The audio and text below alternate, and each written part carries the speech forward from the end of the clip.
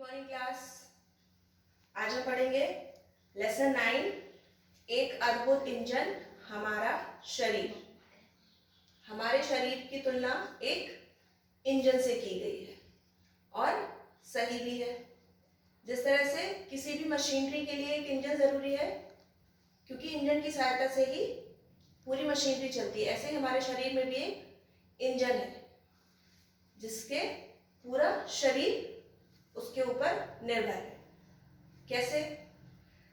अगर आपने भोजन नहीं किया तो आपका शरीर काम नहीं करेगा। जिस तरह से गाड़ी में अगर तेल नहीं डाला जाएगा या पेट्रोल या डीजल, जिसको हम ऑयल कहते हैं, पेट्रोल या डीजल नहीं डालेंगे तो वो नहीं चलेगी। उसी तरह से अगर हमारे शरीर को पर्याप्त मात्रा में भोजन और पानी नहीं मिलेगा तो हमारा शरीर भी धीरे धीरे शिथिल होता चला जाएगा। इसलिए हमारे शरीर की तुलना इंजन से की गई है। और इसके लिए अगर पेट्रोल वाली गाड़ी में हम डीजल डाल देते हैं तो क्या होता है? वो खराब हो जाती है। ऐसे ही हमारा शरीर भी है। अगर हम संतुलित भोजन की जगह पर जंक फूड, फास्ट फूड जो आजकल चल गए हैं, उनको ज्यादा लेंगे और जो स्वास्थ्यवर्धक भोजन है, संतुलित आहार जिसको बोलते हैं, हरी सब्जियां, फल, फ्रूट्स, इनको अगर हम नहीं लेते हैं तो हमारे शरीर के लिए नुकसानदायक है। धीरे धीरे हमारा शरीर अंदर से कमजोर होता चला जाएगा। तो इसके लिए जरूरी है कि हम अपने भोजन में संतुलित आहार को शामिल करें। अब संतुलित आहार कैसे होता है और उसमें क्या क्या होता है? संतुलित आहार के लिए सबसे पहले जरूरी है कि भोजन में पर्याप्त मात्रा में प्रोटीन, खनिज, कार्बोहाइड्रेट और विटामिन हो। इन चीजों का संतुलित मात्रा में भोजन में उपस्थित होना आवश्यक है और इनके सबके अलग अलग कार्य भी हैं। तो सबसे पहले हमारा आता है प्रोटीन और खनिज। प्रोटीन कहाँ है? प्रोटीन आपको सबसे ज्यादा मिलता है दालों में, दूध में, दही में, अंडे में और मांस में। सबसे ज्यादा प्रोटीन हमको दाल में, अंडे में, दूध, दही और मांस में मिलता है। तो इन सब चीजों के, जो लोग मांसाहारी हैं वो मांस और अंडा खा सकते हैं, लेकिन जो लोग शाकाहारी हैं उनके लिए दाल सबसे अच्छा स्रोत है प्रोटीन का। और खनिज लवण, वो खनिज पदार्थ होते हैं जो जैसे हरी पत्तेदार सब्जियां, इनमें बहुत सारी मात्रा में खनिज पाया जाता है, तो उनका भी होना हमारे लिए आवश्यक है।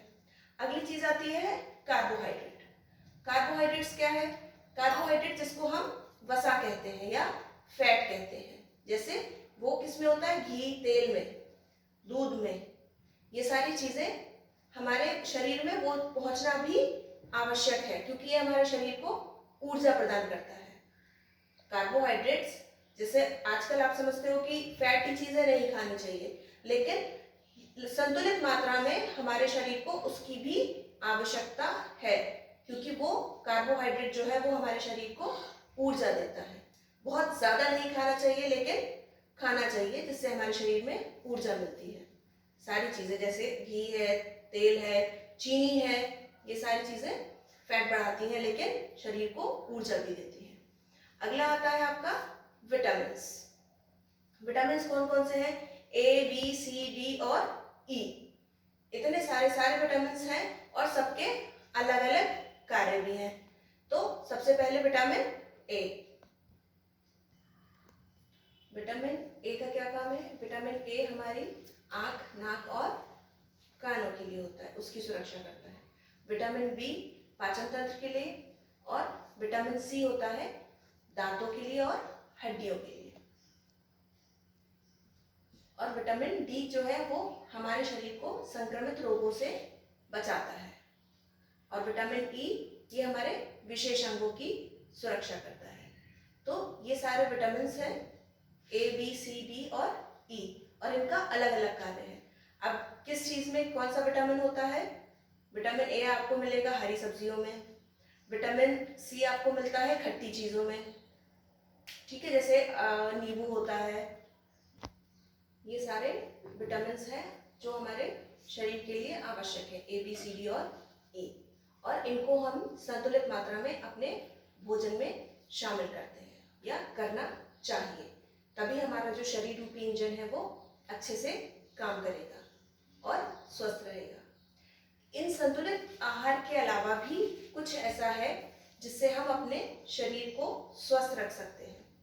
वो क्या है? वो है सबसे पहले हमारा योगाभ्यास या कसरत करना। आप जिस भी उम्र के हैं, आपको उस हिसाब से कुछ योगाभ्यास, कसरत, टहलना, बहुत सारी ऐसी चीजें हैं जो आपको शारीरिक रूप से स्वस्थ रखने के लिए आवश्यक है और आपको अपने नियमित दिनचर्या में उसको शामिल करना चाहिए। जैसे अगर कोई छोटा बच्चा है तो वो साइकिल चला सकता है, कबड्डी खेलना है, बहुत सारे योगाभ्यास होते हैं जो हर इंसान कर सकता है, बच्चे से लेके बुजुर्ग तक, और हमारे शरीर को स्वस्थ रख सकते हैं ये सारे योगाभ्यास और कसरत, जिसको हम नियमित रूप से हमको करना चाहिए या अपनी दिनचर्या में इनको शामिल करना चाहिए, जिससे एक स्वस्थ शरीर में एक स्वस्थ मस्तिष्क रहता है। अगर आपका शरीर आपका स्वस्थ है तो आपका मस्तिष्क भी स्वस्थ रहेगा और आप अच्छा सोच पाएंगे और अच्छा कर पाएंगे। इसलिए अगर अपने मस्तिष्क को हमें स्वस्थ रखना है तो अपने शरीर को भी स्वस्थ रखना पड़ेगा। और शरीर को स्वस्थ रखने के लिए क्या जरूरी है? संतुलित आहार और नियमित रूप से योगाभ्यास और कसरत करना। जो भी कुछ आपको सही लगता है वो नियमित रूप से आपको करना है, योगाभ्यास भी और संतुलित आहार भी। तो यही हमारा पाठ हमको समझाने की कोशिश कर रहा है कि हमारा शरीर एक अद्भुत इंजन है, इसको स्वस्थ रखना है। कैसे रखना है ये हमने आपको बताया। तो बस आज के लिए इतना ही। और आपका प्रोजेक्ट वर्क है सारे vitamin A, B, C, D, E के कार्यों की एक लिस्ट बनाएंगे और कौन सी विटामिन किस चीज में मिलता है वो भी बताएंगे।